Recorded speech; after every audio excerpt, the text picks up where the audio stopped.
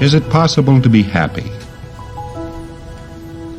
A great many people wonder whether or not happiness even exists in this modern, rushing world. Very often, an individual can have $1 million, he can have everything his heart apparently desires, and is still unhappy. We take the case of somebody who has worked all his life. He's worked hard. He's raised a big family. He's looked forward to that time of his life when he at last could retire and be happy and be cheerful, have lots of time to do all the things he wanted to do. And then we see him after he's retired, and is he happy? No. He's sitting there thinking about the good old days when he was working hard. Our main problem in life is happiness. The world today may or may not be designed to be a happy world. It may or may not be possible for you to be happy in this world. And yet, nearly all of us have the goal of being happy and cheerful about existence. And then very often we look around at the world around us and say, well, nobody could be happy in this place. We look at the dirty dishes in the sink, and the car needing a coat of paint, and the fact that we need a new gas heater, we need a new coat, we need new shoes, or we just like to have better shoes, and say, well, how could anybody possibly be happy when actually he can't have everything he wants?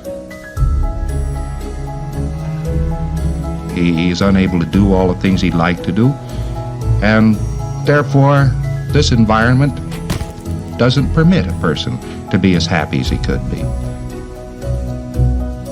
Well, I'll tell you a funny thing, a lot of philosophers have said this many, many times, but the truth of the matter is that all the happiness you'll ever find lies in you.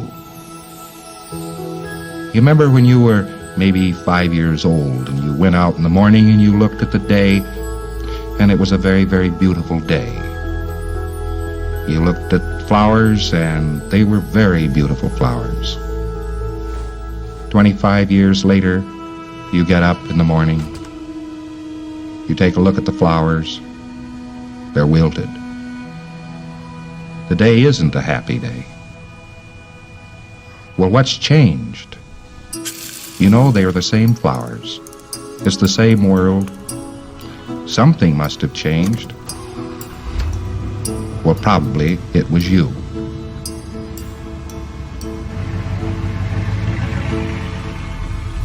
Actually, a little child derives all of his pleasure in life from the grace he puts upon life.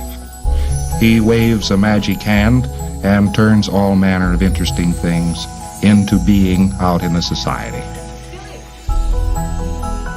Where does he do this? He goes down and he looks at the cop. Here's this big, strong brute of a man riding this iron steed up and down. Boy, he'd like to be a cop. Yes, sir, he'd sure like to be a cop. 25 years later, he looks at that cop riding up and down, checking his speedometer, and says, doggone these cops. Well, what's changed here? Has the cop changed? No, just the attitude toward the cop. One's attitude toward life makes every possible difference in one's living.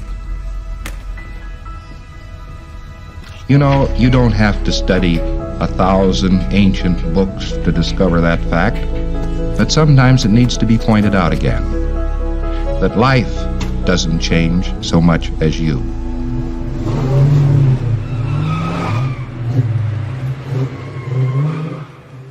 The day when you stop building your own environment, when you stop building your own surroundings, when you stop waving a magic hand and gracing everything around you with magic and beauty, things cease to be magical.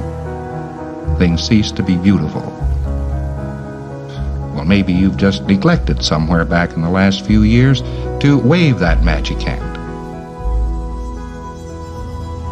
You know, other people seek happiness in various ways. They seek it hectically.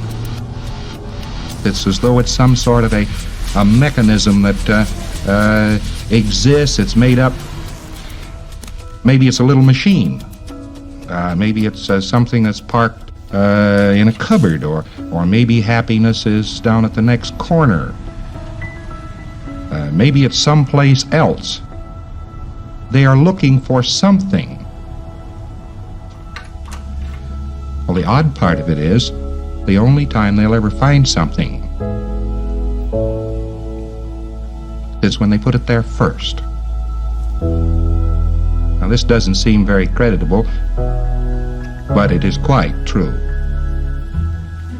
Those people who have become unhappy about life are unhappy about life solely and completely because life has ceased to be made by them. Here we have the single difference in a human being. We have that human being who is unhappy, miserable, and isn't getting along in life, who is sick, who doesn't see brightness. Life is handling, running, changing, making him. And here we have somebody who's happy, who is cheerful, who is strong, who finds there is something worth doing in life. What do we discover in this person? We find out that he is making life. Now there's actually the single difference. Are you making life, or is life making you?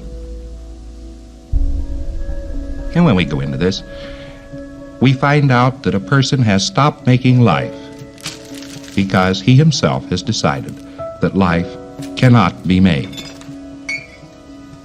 Some failure, some small failure, maybe not graduating with the same class, maybe that failure that had to do with not marrying quite the first man or woman who came along and seemed desirable. Maybe the failure of having lost a car, or just some minor thing in life started this attitude. A person looked around one day and said, well, I've lost. And after that, life makes him. He doesn't make life anymore. Well, this would be a very dreadful situation if nothing could be done about it.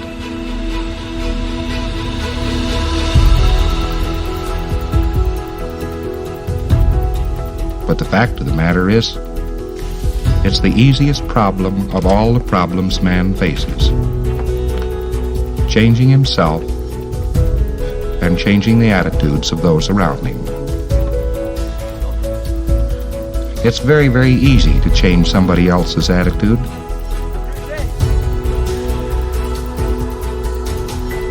Yet you are totally dependent upon other people's attitudes.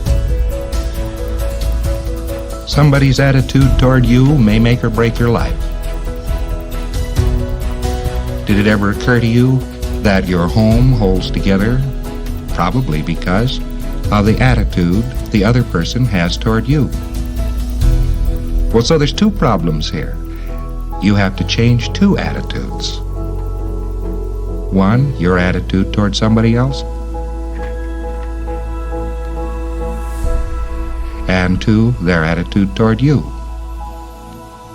Well, are there ways to do these things? Yes, fortunately, there are. For many, many, many centuries, man has desired to know how to change the mind and condition of himself and his fellows. Actually, man hadn't accumulated enough information to do this up to relatively few years ago. But we're living in a very fast-paced world. We're living in a world where magic is liable to occur at any time, and has. Man now understands a great many things about the universe he lives in which he never understood before. And amongst the things which he now understands is the human mind. The human mind is not an unsolved problem. 19th century psychology did not solve the problem. That doesn't mean that it hasn't been solved. In modern times, the most interesting miracles are taking place all across this country and across the other continents of Earth. What do these miracles consist of? They consist of people becoming well. It consists of people who are unhappy becoming happy once more. It consists of abolishing the danger inherent in many of the illnesses and in many of the conditions of man. And yet the answer has been with man all the time. Man has been able to reach out and find this answer. But perhaps man himself had to change. Perhaps he had to come up into modern times to find out that the physical universe was not composed of demons and ghosts, to outlive his superstitions, to outlive the ignorance of his forebears. Perhaps he had to do everything, including invent the atom bomb, before he could find himself. Well, he has pretty well mastered the physical universe now. The physical universe is to him now rather a pawn. He can do many things with it. And, having conquered that, he can now conquer himself. The truth of the matter is, he has conquered himself. Scientology came about because of man's increased knowledge of energy. Man became possessed of more information about energy than he had ever had before in all of his history. And amongst that, he came into possession of information about the energy which is his own mind. The body is an energy mechanism. Naturally, a person who cannot handle energy could not handle a body.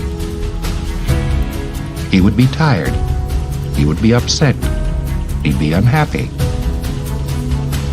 As he looks all around him, he finds nothing but energy. If he knew a great deal about energy, particularly the energy of himself, the energy that made him think, the energy that was himself, and the space which surrounded him, he, of course, would know himself. And that, in the final essence, has been his goal for many thousands of years, to know himself. Scientology has made it possible for him to do so.